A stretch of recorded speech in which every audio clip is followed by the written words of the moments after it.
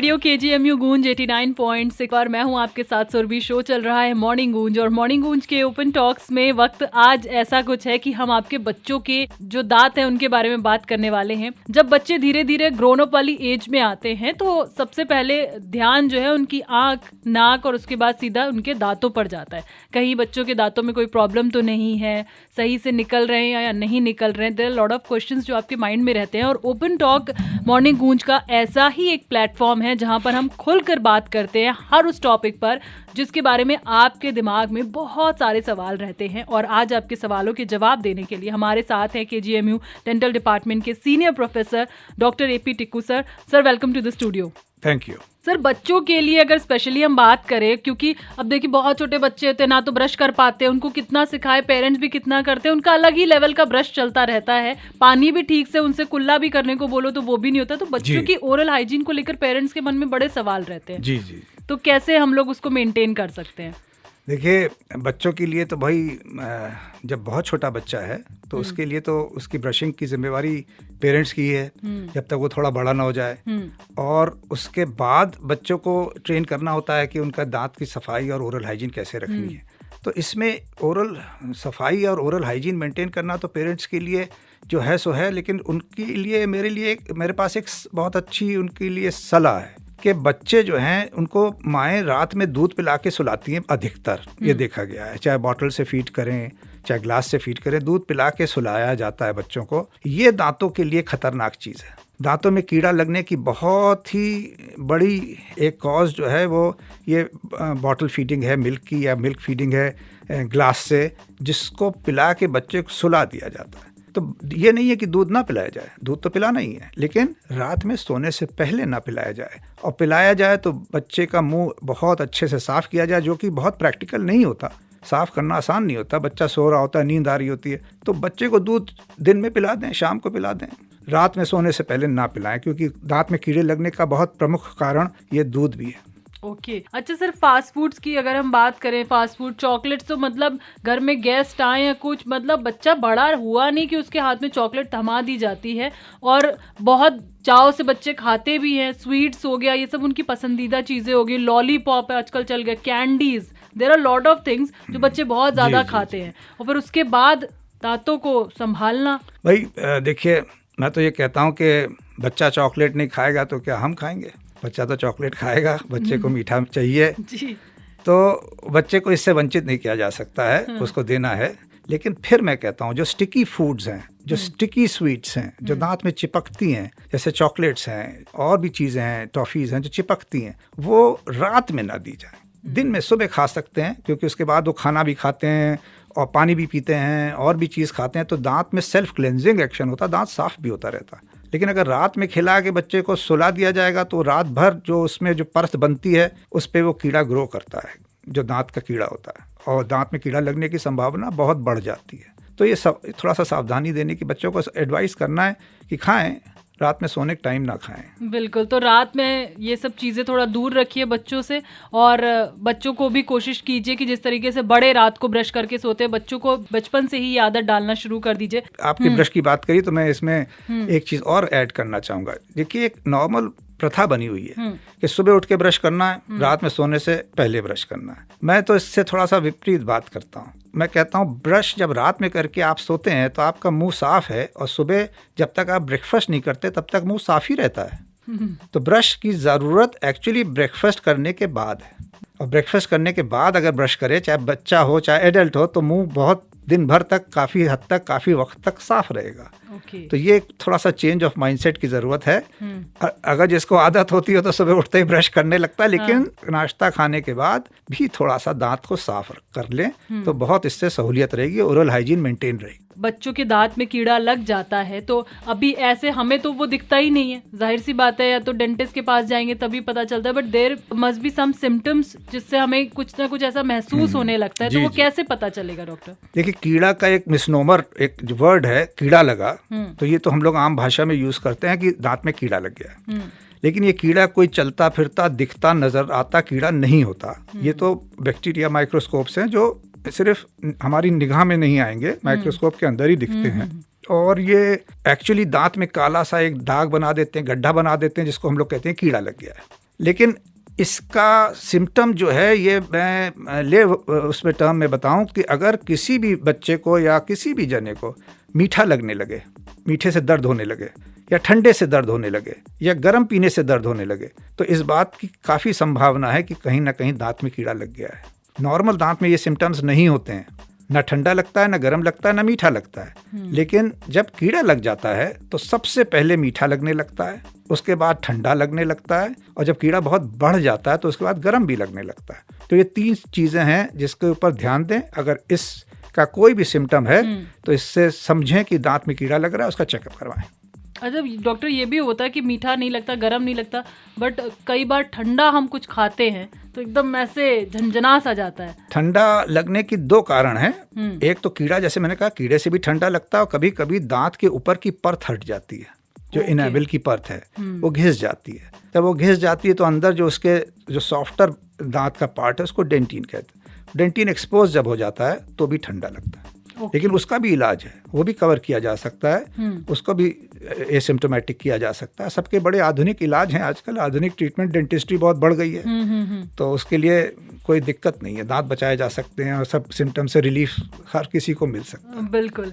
I really want to know कि जब बच्चों के दांत निकलते हैं तो कई बार पहले होता था कि कुछ खा के दांत पीले हो रहे, कई बार बच्चों के वो दांत निकलते ही पीले, हल्का हल्का सा शेडी सा लगने लगता है कि कुछ ऐसी प्रॉब्लम है। नहीं, ये आपका सवाल बहुत अच्छा है। देखिए, ऐसा है कि हमारे प्रदेश में, इवन लखनऊ में, सराउंडिंग एरियाज में ग्राउंड लेवल में फ्लोराइड का कंटेंट बहुत ज़्यादा है। कहीं कहीं फ्लोराइड एक ऐसी चीज़ है, ऐसा केमिकल है जो टूथपेस्ट में भी आप देखिए सुनती होंगी कि एडवर्टिजमेंट्स आते हैं कि इसमें फ्लोराइड है। फ्लोराइड एंटी कैरियस है, मतलब कीड़ों को रोकने में मदद करता है फ्लोराइड एज अ केमिकल। इसलिए वो उसको दांत के ऊपर लगाया भी जाता है, उसको टूथपेस्ट में भी डाला जाता है, उसको डाइटरी चीज़ों में भी डाला जाता है। लेकिन जहाँ कहीं कहीं जहाँ फ्लोराइड की कंटेंट ही पानी में बहुत ज़्यादा है, वो बहुत एडवर्स इफेक्ट करता है, वो उससे नुकसान बहुत करता है। तो वो अगर ग्राउंड वाटर पीते हैं बच्चे बचपन से, जहाँ पैदा हुए, जैसे कि मैं आपको बताऊं, लखनऊ में जैसे सरोजनी नगर एरिया है, चिन्हट का एरिया है, काकोरी का एरिया है, और वैसे यूपी में आगरा का एरिया, इन सब जगहों पे, कई और जगहों पे फ्लोराइड का नेचुरल अंडरग्राउंड जो वाटर है उसमें फ्लोराइड कंटेंट बहुत ज़्यादा है।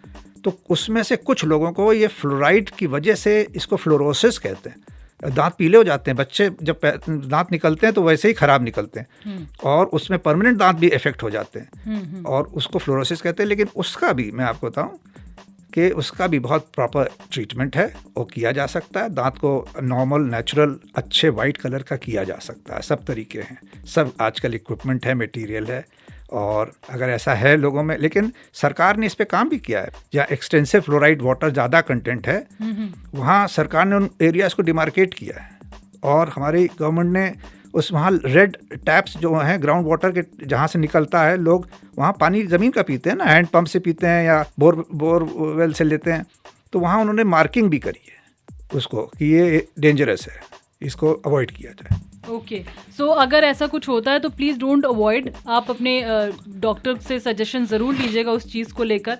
हर चीज़ का इलाज है। अच्छा, हम बहुत देर से आधुनिकीकरण की बात कर रहे हैं, there are lot of things जो आप कर सकते हैं, जैसा कि डॉक्टर कह रहे हैं कि पॉसिबल हैं चीज़ें। तो अभी सवाल आता है कि हम नेचुरल तरीके से अपने दांतों को बचाएं, या फिर जो आधुनिकीकरण आ चुका है इससे हम ये भी कर सकते हैं, अपने दांतों के साथ शेप में ला सकते हैं, बाइट, और मतलब देखते हैं जब हम टूथपेस्ट के एड्स देखते हैं तो उनके दांत देखिए और वी आर लाइक यार हमारे दांत ऐसे क्यों नहीं है। देखिए, मैं आपको बताऊं कि एक स्माइल जो है वो बहुत ही इम्पोर्टेंट चीज़ है किसी भी आदमी के उसमें, और स्माइल के ऊपर बहुत इम्पोर्टेंस है, और स्माइल से, अच्छी स्माइल से सबको बहुत वो लगता है।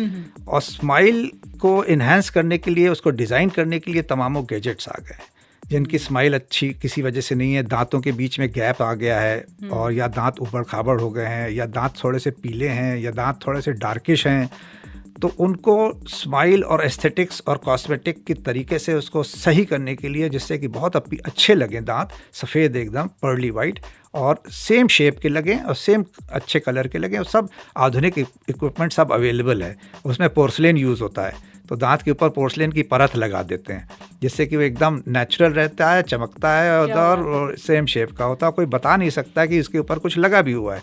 हमारे बहुत से मॉडल्स इंडिया में, top models, top actors, actresses, ये ट्रीटमेंट करवाते हैं। उनका तो प्रोफेशन ही ऐसा है ना, उनको तो अच्छा लगना ही है, दिखना ही है।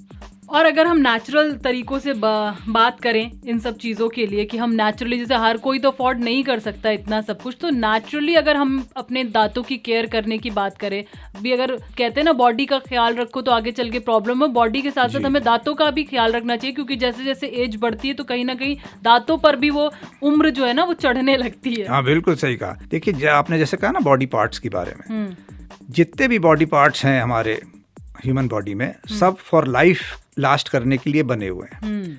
दांत भी फॉर लाइफ लास्ट करने के लिए बने हुए हैं। और दांत के साथ तो एडिड एडवांटेज है, दांत 2 बार आते हैं, एक बार दूध के आते हैं, फिर परमानेंट आते हैं। हाँ जी। तो उनका ख्याल अगर कायदे से रखा जाए, उनको मतलब उनके ऊपर कोई ज्यादा जुल्म न किया जाए, जैसे कि तंबाकू है, सुपारी है, मसाला है, गुटखा है, और वेरियस और डाइटरी हैबिट्स हैं, जो फास्ट फूड्स हैं, कोल्ड ड्रिंक्स हैं और ये चीज़ें हैं, अगर इनको एक लिमिटेड मात्रा में रखा जाए, अवॉइड किया जाए, तो दांत की लाइफ एक्चुअली बनी तो इसलिए है, इस तरह से है कि फॉर लाइफ लास्ट करने चाहिए। लेकिन फॉर एग्जांपल अगर कोई दांत खराब हो जाए, तो आजकल जैसे इम्प्लांट का बड़ा प्रचार है कि साहब दांत निकाल के इम्प्लांट लगा दिया जाता है। वो एक आर्टिफिशियल एक मेटल का वो होता है जो लगाया जाता है, उसके ऊपर दांत लगाया जाता है। तो वो भी एक बहुत अच्छी प्रक्रिया है और बहुत यूजफुल प्रक्रिया है और आधुनिक प्रक्रिया है और बहुत ज़्यादा प्रेवलेंट है और यूज़ हो रही है। लेकिन जो नेचुरल दांत का कोई चीज़ से, आर्टिफिशियल चीज़ से कंपैरिजन नहीं है।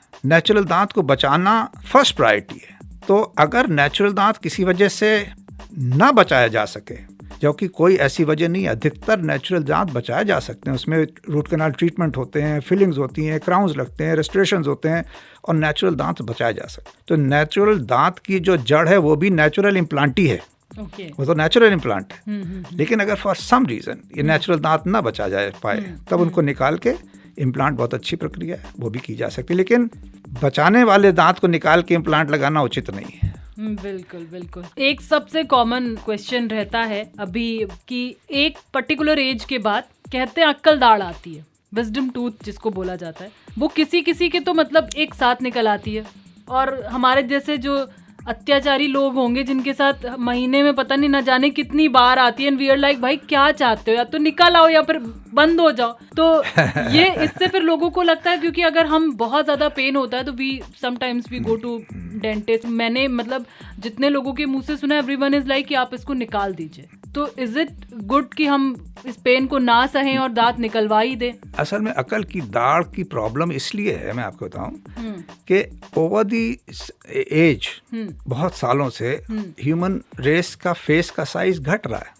तो हमारे दांत में वाले जब जॉ बड़ा होता था हजारों साल पहले, तो उसमें 32 दांत पूरे फिट आते थे। अब जैसे जैसे जॉ घट रहा है, तो जो दांत लास्ट में निकलना है, जो लास्ट में तो सिर्फ अकल की दाढ़ निकलनी है, वो 17 से 21 साल के बीच में निकलती है। उससे पहले सारे दांत आ जाते हैं, उसकी जगह नहीं बचती ज्यादातर के मुंह में। तो वो दांत या तो फंस जाता है या नीचे से निकलने की पूरी कोशिश करता है, क्योंकि नेचर कहती है निकलो, लेकिन मुंह कहता है भैया जगह तो है नहीं, निकलो कहाँ, तो अंदर ही रहो।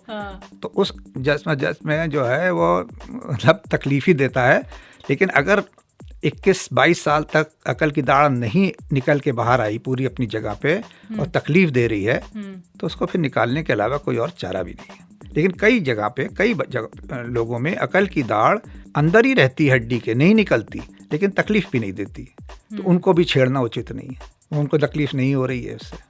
ओके, मतलब समटाइम्स जस्ट लाइक कि पहले तो काफी पेन बहुत ज्यादा, ये और जो विजडम टूथ वाला पेन होता है ये बहुत ही ज्यादा मतलब जी होता है अनबियरेबल, तब उसको निकलवाने के अलावा कोई चारा नहीं। तो क्या मतलब सुनने में आया कि वो कई लोगों के ना ऐसा तिरछी भी निकल आती है, तो ये चीजें भी होती हैं? क्योंकि वो सीधा निकलने की जगह नहीं है, क्योंकि वो सबसे बाद में निकल रही है, जहाँ जगह मिल रही वही वहाँ बाकी दांत आके बैठ गए वो चीजें हो जाती है। अच्छा, गम्स को लेकर अगर डॉक्टर हम एक क्वेश्चन करना चाहे जाने से पहले, होता है दांतों पर से गम्स हटने लगते हैं जैसे जैसे एज बढ़ती है, या मे भी किसी और प्रॉब्लम की वजह से कि हम ब्रश कर रहे हैं और फिर ना धीरे धीरे वो गम्स ऐसा लगता है कि यार वो दांतों को छोड़ रहे हैं। तो ये कब कंडीशन आती है? मैं आपको बताऊं, शायद आपको जान के ताज्जुब होगा कि गम्स की बीमारी बहुत ज़्यादा कॉमन है इंडियन हम लोग की पॉपुलेशन में, बहुत ज़्यादा कॉमन है, mainly because of dietary habits. और उसके साथ साथ ब्रशिंग भी अधिकतर लोगों को ठीक तरीका नहीं पता है ब्रशिंग का। ब्रश तो देख मिलता है पेस्ट मिलता है। ब्रश ठीक से कैसे करना है ये कोई सिखाता नहीं है और लोग अपने मर्जी से करते हैं, तो उससे ये फॉल्टी ब्रशिंग से मसूड़े का जो वो है रिसेशन होता है, कई बार अपनी जगह छोड़ के नीचे आ जाते हैं। कई बार मसूड़ों में सूजन आने की वजह से अपनी जगह छोड़ देते हैं। सूजन आती है डाइटरी हैबिट से, या कोई मसूड़ों में इन्फेक्शन हो जाए, मसूड़े इन्फ्लेमेशन होने लगे। तो लेकिन उसके लिए भी सब स्पेशलिस्ट अवेलेबल है। दांत के हमारी मेडिकल यूनिवर्सिटी में 9 स्पेशलिटीज़ हैं और सब चीज़ का स्पेशलिस्ट अवेलेबल है। तो समझ लीजिए कि इससे अच्छा इलाज तो कहीं देश में नहीं होता। बिल्कुल। तो अगर आपको भी दांतों से रिलेटेड कोई भी प्रॉब्लम है और लॉट ऑफ क्वेश्चंस आपके दिमाग में बस घूमते चले जा रहे हैं, वैसे तो सर ने बहुत हेल्प करी, बहुत सारे सवालों के जवाब दिए। Still if you have any question, if you have any problem related to your tooth, तो you can visit KGMU। Thank you so much doctor, अपना प्रीशियस टाइम हमें देने के लिए। आप लोग को भी सबको धन्यवाद हमारी तरफ से। अत्यंत हर्ष और गर्व की बात है कि रेडियो KGMU गूंज आप हमारी फ्रीक्वेंसी 89.6 मेगाहर्ट्ज पर तो सुन ही सकते हैं, साथ ही विश्व के किसी भी कोने में सुन सकते हैं हमारे KGMU गूंज के एप्लीकेशन के साथ, जो अब एंड्रॉइड और iOS दोनों पर मौजूद है। एंड्रॉइड यूजर्स हमारे एप्लीकेशन को डाउनलोड करने के लिए प्ले स्टोर पर और iOS यूजर्स ऐप स्टोर पर जाकर टाइप करें KGMU गूंज और डाउनलोड करें जानकारी और मनोरंजन से भरपूर हम सबका अपना रेडियो स्टेशन, रेडियो KGMU गूंज 89.6 FM। रेडियो KGMU गूंज 89.6 FM।